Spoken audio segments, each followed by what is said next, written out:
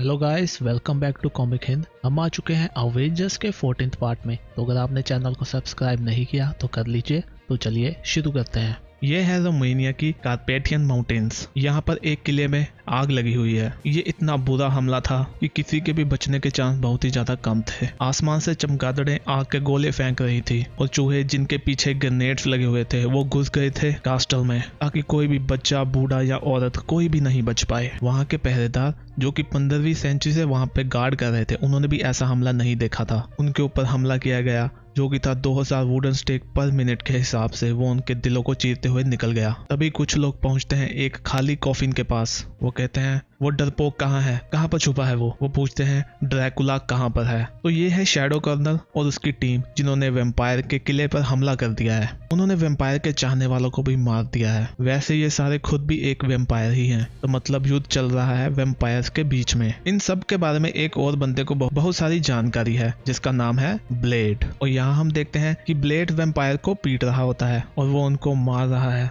वो लोग एक प्लेन में हैं जहाँ पर वेम्पायर्स घुस आए हैं। वेम्पायर्स ब्लेड को धमकी देते हैं कि हम तुम्हें मार देंगे और तुम्हारा खून पिएंगे नहीं, उसको फ्लश में बहाएंगे क्योंकि तुम्हारा खून पीने लायक नहीं है। यहाँ पर कैप्टन मार्वल भी है जो प्लेन संभाल रही हैं। वो कह रही हैं जो भी पैसेंजर बचे हैं और जो वेम्पायर नहीं बने वो पीछे जाकर छुप जाएं। प्लेन में कुछ हलचल हो सकती है, पर मैं ट्राई करूंगी कि मैं इसको सेफली लैंड करवा दूं। ये मेरा आप लोगों से वादा है। तो हम देखते हैं कि ये प्लेन हाईजैक किया हुआ है वेम्पायर्स ने, जो कि है रॉक्सन एयर फ्लाइट 959। वेम्पायर्स ब्लेड को कहते हैं अगर हमने भागना बंद कर दिया तो हम लोग मर जाएंगे। तुम्हें नहीं पता हमारे लिए क्या आ रहा है? हमारे लिए कोई भी जगह सेफ नहीं है। हमारा कास्टल भी बर्बाद कर दिया गया है और हमें ये भी आइडिया नहीं है कि ड्रैकुला कहाँ पर है। ब्लेड उनको मारते हुए कहता है तुम लोग उनकी चिंता मत करो, वो जो भी होगा वो मुझसे बच नहीं पाएगा, पर तुम लोग उसको देखने के लिए जिंदा नहीं बचोगे। कैप्टन मार्वल पूछती है ब्लेड वहाँ पर सब कैसे चल रहा है? ब्लेड कहता है सब ठीक है, मुझे अभी अकेला छोड़ दो, मुझे इन लोगों को मारना है। वो कहती है मैं इसलिए पूछ रही थी क्योंकि मैं जानना चाहती थी तुम ठीक हो ना।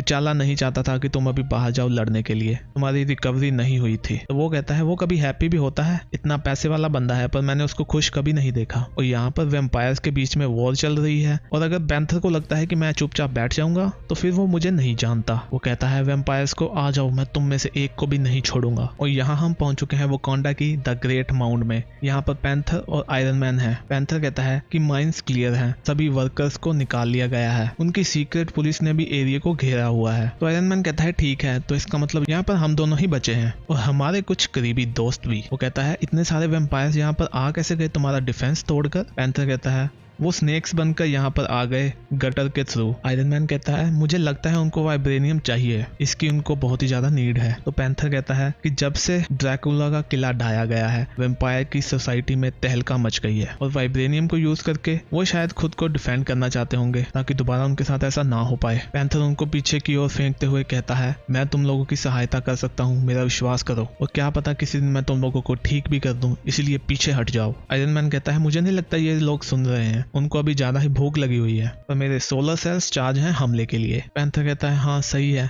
भगवान इनकी आत्मा को शांति दे। और वो कहता है ये लाइट इनको आजादी दे देगी। और तभी वो अपनी पावर का यूज करते हुए वहां पे बहुत सारी लाइटनिंग करते हैं। यहाँ पर टोनी खुद को समझा रहा है कि वो लोग इंसान नहीं है। सोलर रिपल्सर बीम से उनकी राख बन गई जो कि अभी भी चीख रही है, पर वो अभी भी खुद को समझा रहा है कि ये ह्यूमंस नहीं है, ये वेम्पायर हैं जो लोगों के खून पर जीते हैं। वो चाहे इंसानों की तरह जल रहे हैं पर वे ह्यूमंस नहीं है। पैंथर को लगता है कि ये लोग करप्ट हो चुके हैं, जबकि वो एक दिन हमारे जैसे ही थे। जितने लोगों को हमें मारना पड़ रहा है उनको हम अपना फेलियर समझते हैं क्योंकि हम उनको बचा नहीं पाए। किंग ऑफ वकांडा को अभी और भी ज्यादा फेलियर झेलने पड़ेंगे। यहाँ हम पहुंच चुके हैं सेंट्रल रोमानिया में, जिसको एक टाइम पे ट्रांसवेनिया भी कहा जाता था। यहाँ पर कैप्टन अमेरिका लोगों को चर्च में घुसने को कह रहे हैं। तभी ये कहता है कि वो लोग तो ऊपर से भी आ रहे हैं। तो एक महिला कहती है कि तुम उसकी चिंता मत करो, गॉड हमारी रक्षा करेगा। कैप्टन अमेरिका कहते हैं हाँ सही कहा। तभी ऊपर से आता है द थंडर गॉड थॉर। इन लोगों ने कभी भी इतना डेंजर नहीं देखा था। वेम्पायर्स इन पे हमला कर रहे हैं। कैप्टन अमेरिका उन वेम्पायर्स को कहते हैं कि मैं हूँ कैप्टन अमेरिका अवेंजर्स से, मुझे पता है तुम लोग डील कर रहे हो एक सिविल वॉर से और इससे मैं भी गुजर चुका हूँ। मैं तुम लोगों की हेल्प कर सकता हूँ, मैं तुम्हें रहने के लिए जगह दे सकता हूँ और तुम्हें मेडिकल केयर भी दी जाएगी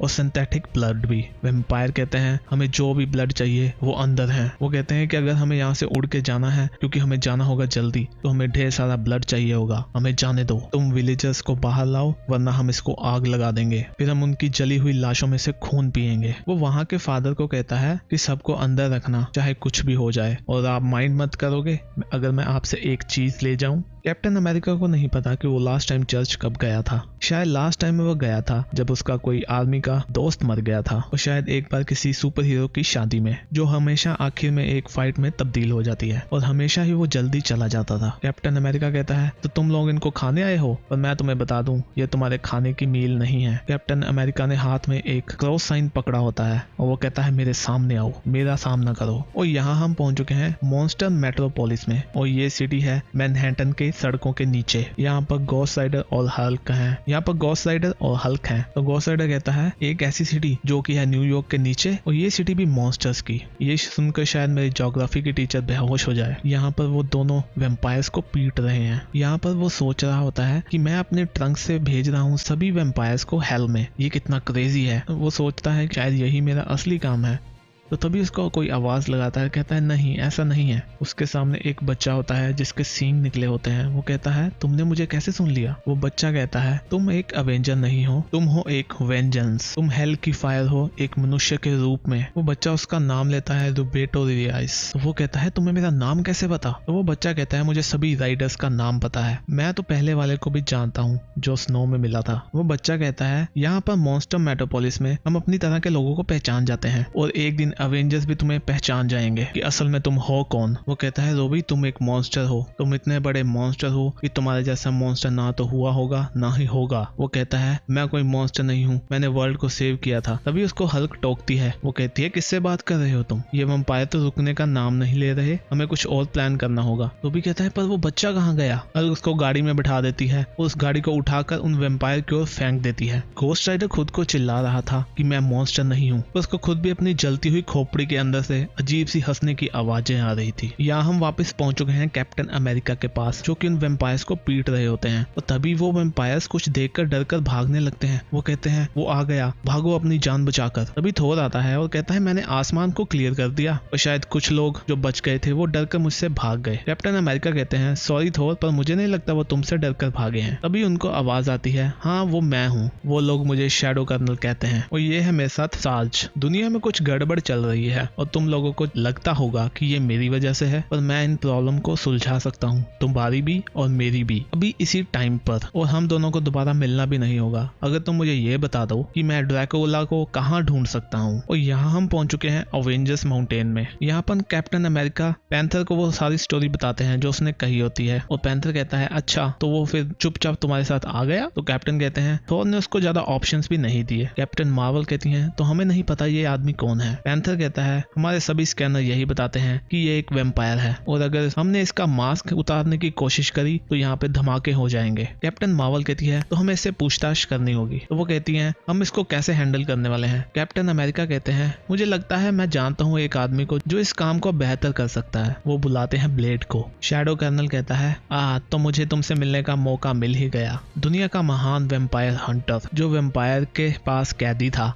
और उसको छुड़ाना पड़ा था तुम्हारे मालिक अवेंजर्स को। तो तुम यहाँ पर थैंक यू कहने आए हो या एडवाइस लेने आए हो, क्योंकि मेरी टीम और मैंने जितने वैम्पायर्स मारे हैं उतने तुमने जिंदगी भर में भी नहीं मारे होंगे। तो ब्लेड कहता है मैं ये सब डेली करता आ रहा हूँ जब मैं 12 साल का था, और तुम्हें ड्रैकुला नहीं मिला तो तुमने पूरी दुनिया में जंग छेड़ दी। तो कर्नल कहता है ये वॉर हमारे लिए थोड़ा सा अच्छा होगा। वो कहता है ब्लेड मुझे सच्ची बताओ क्या तुम इन मनुष्य की चिंता भी करते हो। ब्लेड कहता है मैं यहाँ पर क्वेश्चन पूछूंगा। तो वो कहता है हाँ तुम करते हो, मुझे पता चल गया। वो कहता है मैं वेम्पायर्स को मारता हूँ क्योंकि वो मॉन्स्टर हैं जो लोगों का मर्डर करते हैं उनका खून पीने के लिए, पर मुझे लगता है तुम्हारा मोटिव कुछ और है। तो कर्नल हंसता है। वो कहता है मैं तुम्हारी स्टोरी जानता हूँ। तुम्हारा जन्म हुआ था एक वैश्या घर में, और जब तुम पैदा हुए तुम्हारी माँ मर चुकी थी। किसी वेम्पायर ने तुम्हारी माँ को अपना शिकार बना दिया था जबकि तुम अंदर ही थे, इसीलिए तुम हाफ मनुष्य हो और हाफ ऑफ वेम्पायर हो, तुम हो एक डैम्पिर, ए डे वॉकर, तुम एक सस्ती कॉपी हो हमारी। तब से तुम सभी वेम्पायर को हेट करते हो ना। तुम ना तो एक मैन हो और ना ही एक वेम्पायर, और तुम एक अवेंजर भी नहीं हो, तो तुम हो कौन? ब्लेड को गुस्सा आता है, वो उसको गले से उठाकर दीवार से चिपका देता है। ब्लेड कहता है अगर तुमने बोलना बंद नहीं किया तो तुम अगला दिन नहीं देख पाओगे। तो वो कहता है तुम चाहते हो मैं चुप हो जाऊं? तुमने तो अभी तक मुझसे ये भी नहीं पूछा कि मैं यहाँ पर हूँ क्यों। कैप्टन अमेरिका कहते हैं ये सब मुझे पसंद नहीं आ रहा। तो पैंथर कहता है मुझे तो लगता है वो खुद ही यहाँ पर आना चाहता था और हम उसको ले आए। कैप्टन मार्वल कहती है गाइस इसके डॉग का क्या हुआ, वो कहाँ गया? यहाँ पहुंचते हैं रॉबी के पास जो अपनी गाड़ी को लात मारता है। वो कहता है मेरे से बात करो, मुझे बताओ मैं कौन हूँ। तभी उसे टोनी की आवाज आती है। वो कहता है मैं टोनी हूँ और मैं यहाँ पे प्लेनबेरी में हूँ। तो वो कहता है एनीवे मैंने एक कुत्ता देखा जिसने मेरी ओर घुराया और वो दीवारों में जाकर छुप गया। क्या हमारे पास अभी कोई गॉस्ट डॉग भी है जिसके बारे में किसी ने मुझे नहीं बताया? क्योंकि इससे पहले मैं एक गुरिल्ला को भी देख चुका हूँ जो बोलता था। तभी वहाँ की लाइट्स चली जाती हैं। वो कहता है टोनी ये तुम हो? तभी वो कहता है गाइस मैं हूँ रॉबी, मैं बोट डेक में हूँ, क्या कोई मुझे सुन पा रहा है? तभी उसको कोई बुलाता है गोस्ट राइडर। वो कहता है कौन है वहाँ पर? उसको आगे से सुनने को मिलता है in the name of Mephisto, in the name of lord Marduk the morning star. तभी रॉबी जलने लगता है। वो कहता है ये मुझे हर्ट कर रहा है, ऐसा पहले नहीं होता था। ब्लेड पूछता है तुम कौन हो? तो कर्नल अपना सिर उसको दे मारता है और कहता है तुमने मुझे सुना नहीं, मैं वेम्पायर्स का नया राजा हूँ। या तो तुम मेरे साथ हो या मेरे खिलाफ हो, मैं तुम्हारा काम और आसान कर देता हूँ। वो अपनी जंजीरों को तोड़ते हुए कहता है तुम और तुम्हारे दोस्त अवेंजर जाओगे हेल में और मुझे उसका रास्ता पता है। और यहाँ हम देखते हैं कि रोबी के सामने कोई जैसे कोई मंत्र पढ़ रहा होता है और रोबी को आग लगनी शुरू हो जाती है खुद ब खुद। वो अपनी गाड़ी से कहता है मेरी मदद करो। वो सुनता है in the name of vengeance, मैं तुम्हें बुलाता हूँ, बाहर निकलो। तो हम ये देखते हैं कि ये होता है कर्नल का कुत्ता जो उसको कहता है अब अपनी गाड़ी स्टार्ट करो। तो यहाँ हम देखते हैं कि ये वाला गोस्ट राइडर थोड़ा हमें अलग लग रहा है। और यहाँ हम पहुंच चुके हैं रशियन यूक्रेनियन के बॉर्डर पर। यहाँ पर होते हैं रेड गार्डियन और डार्क स्टार। वो कहता है कि मुझे नहीं अंदाजा था कि जब विंटर गार्ड बनी तो मुझे ऐसा लगा कि हमें सच में गार्ड करना पड़ेगा इस बॉर्डर्स को। वो कहती है थोड़ा ध्यान रखो, रात होने वाली है और मुझे लगता है कि मेजर और वीडियो फिर से ढूंढ सकते हैं कुछ वेम्पायर्स को जो यहाँ पर घुसने की कोशिश कर रहे होंगे। तो तभी वो अपनी दूरबीन से किसी को खड़ा देखती है बॉर्डर के पास। वो वहां जाते हैं और कहते हैं वहीं रुक जाओ, अपनी पहचान बताओ नहीं तो तुम पे फायर कर दिया जाएगा। उनको जवाब मिलता है कि मैं तुमको नुकसान नहीं पहुंचाऊंगा। वो दोनों उसको देख के हैरान होते हैं और शॉक होते हैं। वो आदमी उनको कहता है कि मैं किसी से बात करना चाहूंगा, किसी मॉस्को की अथॉरिटी से। और हम देखते हैं ये होता है ड्रैकुला। वो कहता है मैं एक रॉयल रिफ्यूजी हूँ जिसको थोड़े ट्रबल आ रहे हैं रोमानिया में, मुझे पॉलिटिकल असाइलम चाहिए रशिया में। मेरा नाम है वॉल टैप्स, prince of Wallachia, count Dracula of Transylvania. Please मेरा घर मुझसे छीन लिया गया है, मुझसे मेरा सब कुछ छीन लिया गया है, मैं शांति से रहना चाहता हूँ। तो गाइस इसी के साथ हमारा ये पार्ट खत्म होता है। नेक्स्ट पार्ट को देखने के लिए चैनल को सब्सक्राइब कर लीजिए और वीडियो को लाइक कर दीजिए। हम भी मिलते हैं नेक्स्ट वीडियो में, तब तक के लिए बाय बाय।